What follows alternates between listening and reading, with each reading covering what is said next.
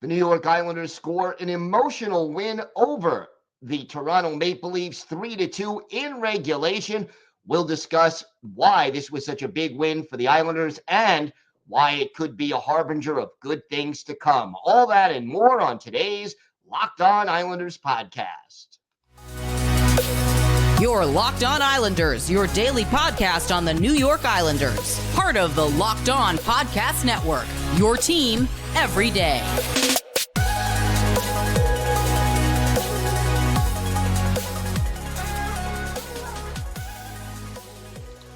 And welcome, everybody, to the Tuesday edition of the Locked On Islanders podcast, part of the Locked On Podcast Network, your team every day.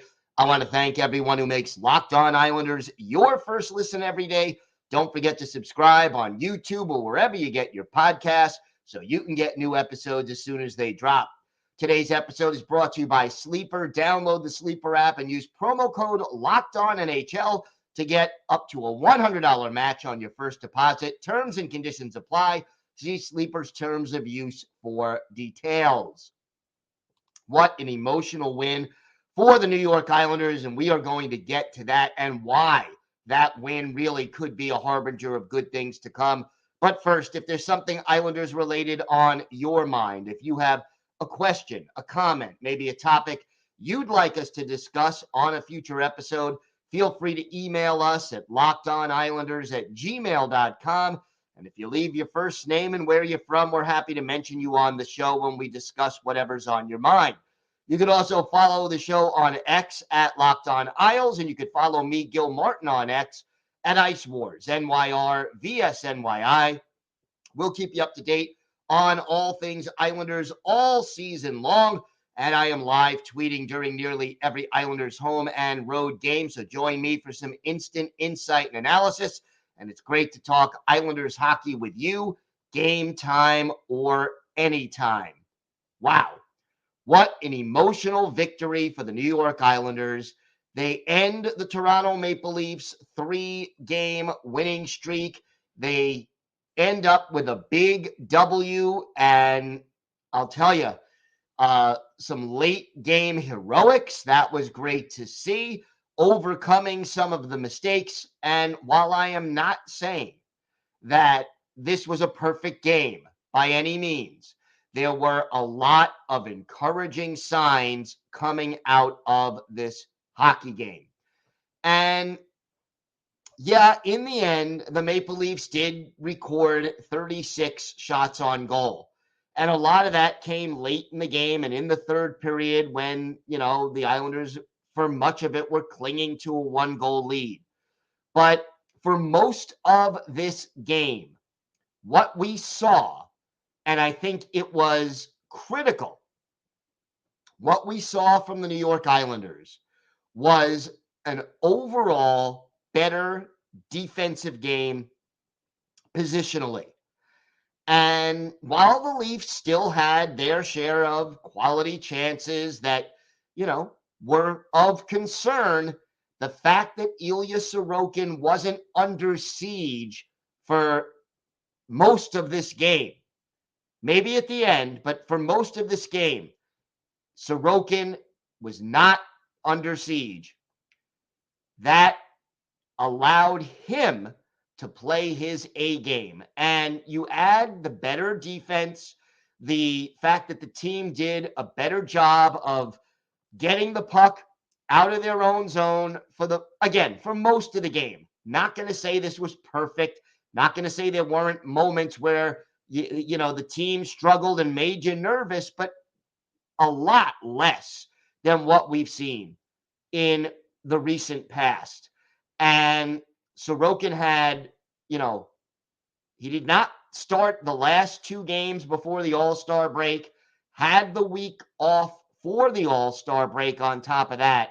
He so badly needed that rest to get rejuvenated, to get back on track, and it showed. Ilya Sorokin, 34 saves, a .944 save percentage in this game, and that was so encouraging to see. But that's not all. I mentioned at the top of the show that this was an emotional win.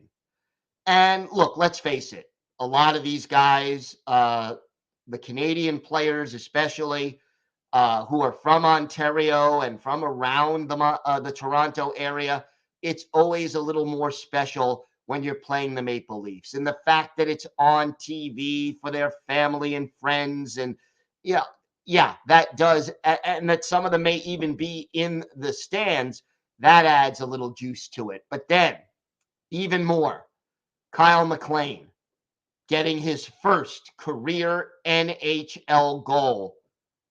That was huge, and it was a beautiful, beautiful goal on a breakaway. He goes to the backhand and ends up putting the puck in behind Ilya Samsonov. And what a wonderful moment you had to just feel for Kyle MacLean. It made the score 2-1 Islanders, and it answered because Mitch Marner had tied the game exactly 2 minutes before that. And, for MacLean to answer that way, and kudos to Cal Clutterbuck for setting that play up. He made a great pass and a great play to make that goal possible. And MacLean did a great job of finishing. So many people, they'll exaggerate. You heard Butch Goring, if you were watching the broadcast, talking about you never forget your first NHL goal. And that is true. But, so many guys, it's a deflection. It hits it off your shin. It was a little tap in. But as you get older, the stories of that goal get more heroic and better. When Kyle MacLean tells his grandchildren someday, God willing, about this goal, his first career NHL goal, he doesn't have to exaggerate. It's not going to get any better because in reality, this was a beautiful, beautiful goal. And the fact that his father, John MacLean, who is an Islanders assistant coach, was behind the bench to watch it happen just adds another element of emotion to the moment for Kyle MacLean. So congratulations to him for that outstanding moment and that outstanding goal. And then the game winner, Pierre Engvall, who has struggled big time this season. Here we are, for the Islanders, 50 games into the season, Pierre Engvall has 6 goals. But to get that game-winning goal with just over 2 minutes left in regulation against your former team that never really gave you a lot of ice time, that traded you away, to go into Toronto and get that game winner, boy, was that a thing of beauty. So congratulations to Engvall. Congratulations to Kyle MacLean. And it's the second win for Islanders head coach Patrick Roy during his tenure with the Islanders. They are now 2-2-1 in his 5 games. But again, the emotion of both of those goals was definitely apparent. And I'm going to add one more, okay? Bo Horvat. I give credit to Bo Horvat. Simon Benoit goes across the ice, delivers a hard hit to Matthew Barzal, and Bo Horvat does not hesitate. He goes after Benoit and sticks up for his teammate.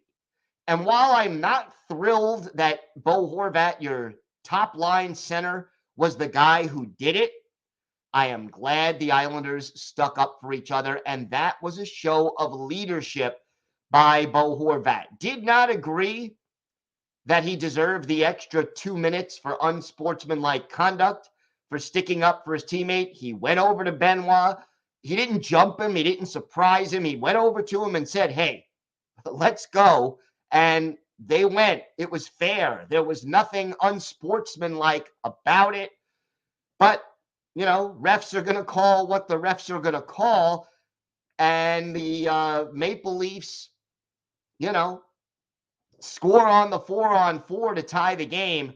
But again, I'm pleased that somebody showed the initiative and did what had to be done. When someone goes after Matthew Barzal, one of your elite players, someone on the ice has to stand up and hold the other team accountable.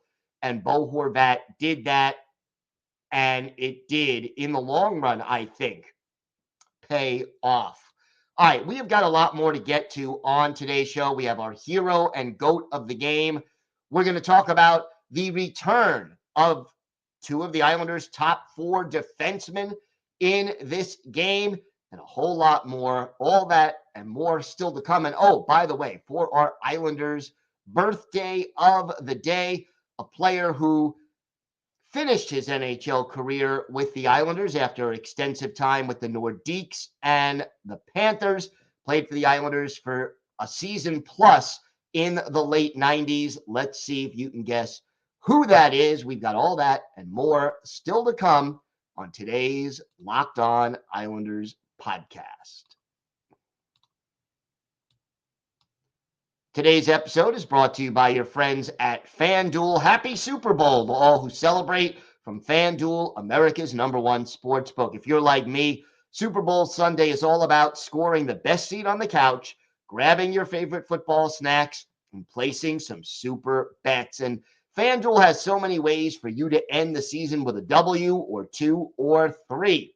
Not only can you bet on who will win Super Bowl 58 between Kansas City and San Francisco, but FanDuel also has bets for which players will score a touchdown, how many points will be scored, and so much more.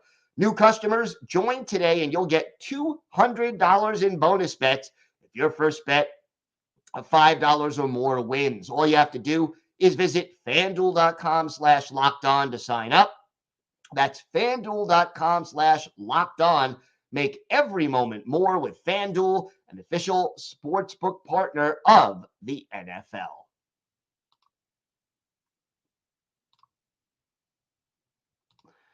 So, Locked On has launched the first ever national sports 24/7 streaming channel on YouTube. Locked On Sports Today is here for you 24/7, covering the top sports stories of the day with the local experts of Locked On, plus our national shows covering every league.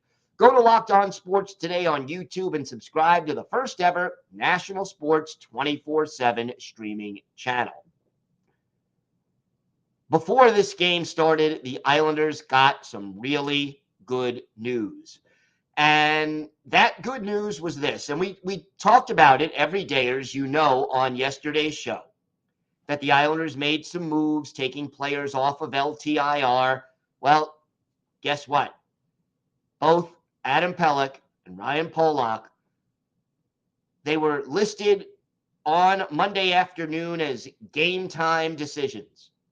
And they both ended up playing in this game against the Toronto Maple Leafs. And it made a big difference in this game. First of all, I love the fact that Patrick Waugh put them back together.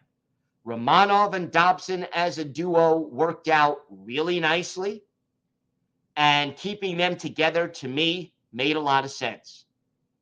Having Pelech and Pulock back together gives you a solid defensive pair, and you knew these guys were not going to play their usual 23, 24, 25 plus minutes per game in their first game back. But they each played 20 minutes plus, 20-15 for Pulock, 20-49 for Pelech.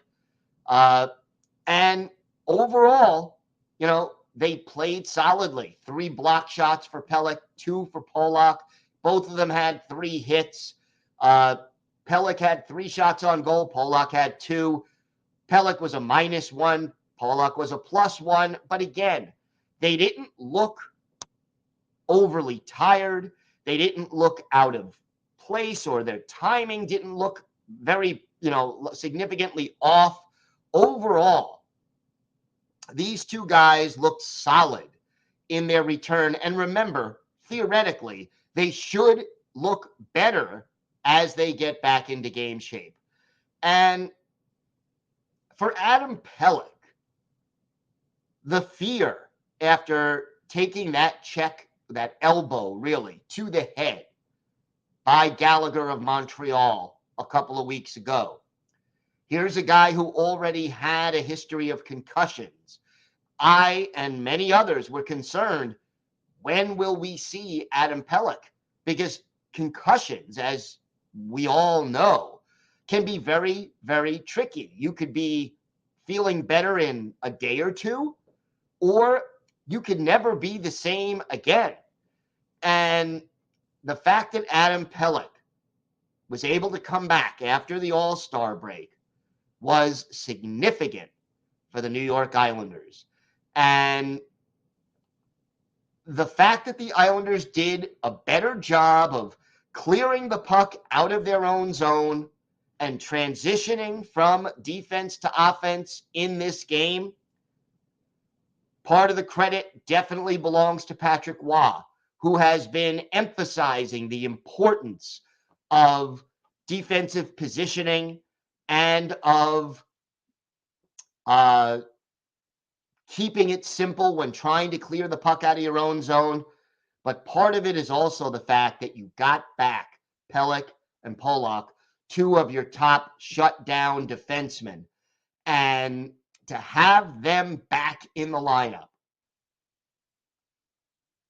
really makes a difference, because you got to sit Samuel Bolduc, who's still learning and inconsistent as a result, and Sebastian Aho, who I like Sebastian Aho, but everydayers, you've heard me say, Sebastian Aho is ideally a seventh defenseman in this league. He has not provided a lot of offense this year. You look at his numbers right now, and in 40 games, he has 1 goal and 6 points, and he's a -12. Having him be your seventh defenseman, to me, is right where you want him. And that's what he was. He sat out. Bolduc sat out. Maybe Aho and Riley will take a few games each. We'll see how Riley plays. But I think overall, getting rid of two defensemen who have struggled at times in their own zone and substituting Pelech and Pulock in to their lineup makes a big difference as to how many shots this team is going to face, how long they're going to spend extensive time in their own zone, and it has a ripple effect. You no longer need Noah Dobson to play 25, 26, 28 minutes. He can do it on occasion if you need him to. But there's that ripple effect. Dauber, 23 minutes and 15 seconds. Mike Riley, who had an assist and had 4 shots on goal, which, by the way, was tops on the Islanders in this game, he played 15-27, the only defenseman who played less than 18 minutes. But overall, the ripple effect is you're not asking your top defenseman to do too much. There's more balance. There's more experience and size, and it makes a difference as to the number of shots on goal you're giving up, the number of quality scoring chances you're giving up. It has a ripple effect throughout the lineup, and it's a positive effect. Again, hopefully Pelech, Pulock will continue to improve as they get back into game shape, but an encouraging first game back for this duo, and potentially it means a lot for the New York Islanders. When we come back, we will have our hero and our GOAT of the game. We'll have our Islanders birthday of the day and a lot more. All of that still to come on today's Locked On Islanders podcast. Today's episode is brought to you by Sleeper. We're past the All-Star break now, Islander fans.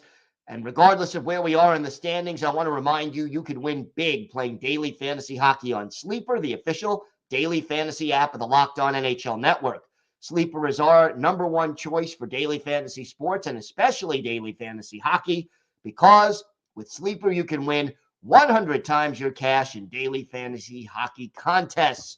All you have to do is pick whether studs like Sorokin, McDavid, or McKinnon will record more or less than their sleeper projections for things like goals, assists, saves, plus, minus, and more in a given game. To win a 100 times bet on Sleeper, you need to correctly predict the outcome of 8 player stats. You heard me, Islander fans. You can win 100 times your money playing daily fantasy hockey with Sleeper. Just use promo code LOCKEDONNHL. You'll get up to a $100 match on your first deposit. Terms and conditions apply. That's code LOCKEDONNHL. See Sleeper's terms of use for details and locational availability.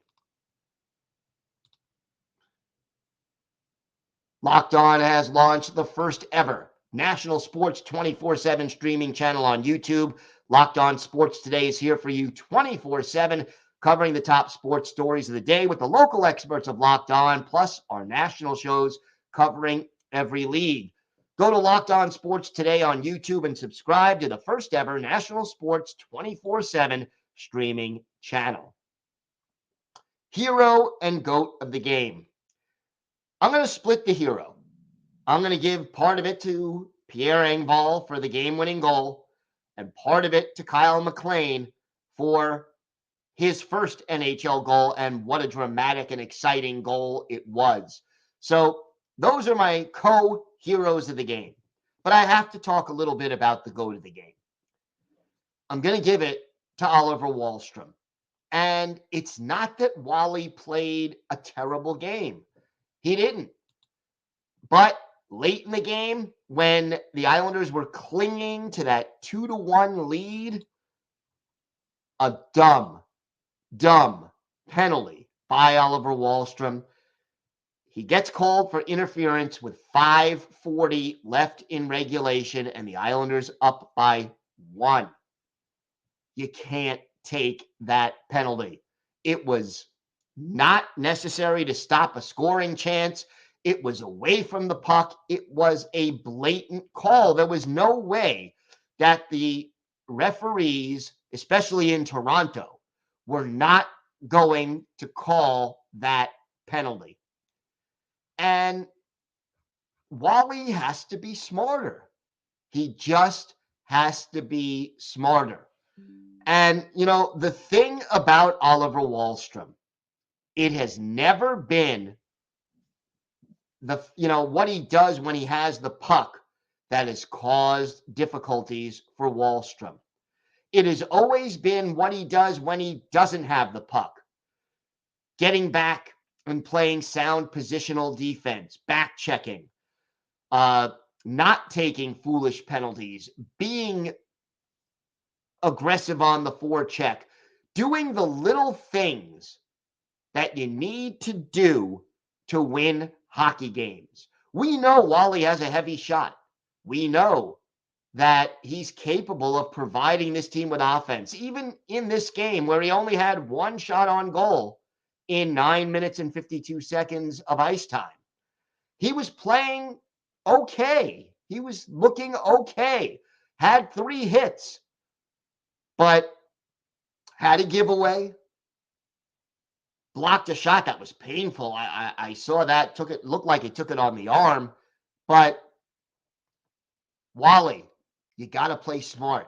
And it looks like Patrick Roy is giving Oliver Wahlstrom a chance to play. I mean, Hudson Fasching sat. Julien Gauthier still down in Bridgeport. They did not call him up for this game. So here's Wally's chance. And look, I'm not going to lie to you. It has crossed my mind that this could be Lou Lamoriello showcasing Oliver Wahlstrom, let him play 3, 4, 5 games, as we get closer to the trade deadline, you include Wally in a deal, you get a team to be interested in what he can do, what he shows you on the ice. That's possible. But it's also possible that, you know what, Wally, this is your last chance to show you belong in the lineup every game as a member of the New York Islanders, whether it's on the third line, the second line, whether you're on the second power play unit or not. This is a big opportunity for Oliver Wahlstrom. You can't take that penalty. I understand if there's a mad scramble in front of the goal and you have to pull somebody down or they have a shot at an open net or a really high danger chance. This penalty took place in the offensive zone, away from the puck. It was completely unnecessary. And that's why, even though I don't want to do it, I have to make Oliver Wahlstrom my GOAT of the game. I hope that Patrick Waugh gives Oliver Wahlstrom more of a chance. One of the issues that we always had with Wally under Barry Trotz, under Lane Lambert, the tough love thing, where you would see other players, and I'm not going to name them, but other players on the ice make the same mistake over and over and over again, and they keep going out on the ice. But then you see Oliver Wahlstrom make the same mistake. He sits, plays, one game, makes a mistake, doesn't play for 5 or 6 games. I hope they stick with Wahlstrom for a little while and see what he could do. And when I say a little while, I mean 5 or 6 games. But he has to be smarter. And you know what, Wally, this is on you. So go out and take advantage of what might be your last opportunity to show that you should be a member of the New York Islanders. Time now for our Islanders birthday of the day. And today is the 61st birthday of former Islanders winger Mike Huff.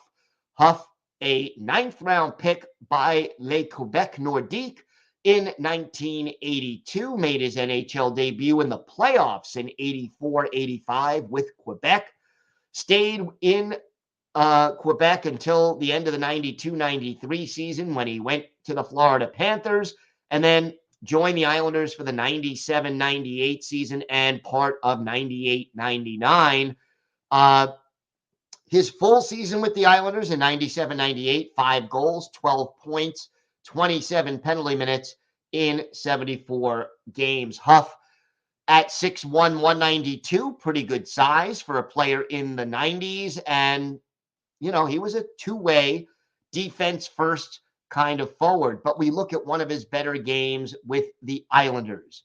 April 16th, 1998, at the Old Barn, the Nassau Veterans Memorial Coliseum.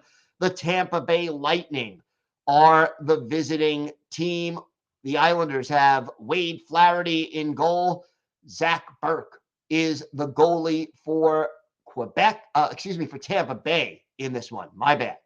And in this one, Mike Huff scores late in the first period on an assist by Brian Berard to give the Islanders a 2-0 lead, and they end up winning the game by a score of 4-0. 25 saves for Wade Flaherty to get the shutout. But for our Islanders' birthday of the day, Mike Huff, he scores a goal at even strength. He's a +1. It's on his only shot of the game, and he was on the ice for 15 minutes and 26 seconds. Mike Huff, a solid two-way player who ended his NHL career with the New York Islanders. He is our Islanders' birthday of the day. I want to thank everyone who makes Locked On Islanders your first listen every day, everydayers. Tomorrow on the show, we will have our latest news and notes, hopefully some more updates on maybe Casey Cizikas' injury situation. Also, of course, we'll have our weekly farm report on all things Bridgeport Islanders. We'll let you know how Ruslan Ishkakov did at the AHL All-Star Game as well. Also wanted to ask, and please feel free to comment either on YouTube or hit me up on Twitter or via email. Thinking about doing a live show a few minutes after Saturday's matinee against Calgary. So if you're interested and you will want me to do that, please let me know. I will put a poll up on the YouTube page as well. But thinking about doing one of those rare live shows, and I would love to just know if that's something you would like me to do. We will be back tomorrow. Until then, have a great day, everybody. Stay safe. And of course, let's go Islanders.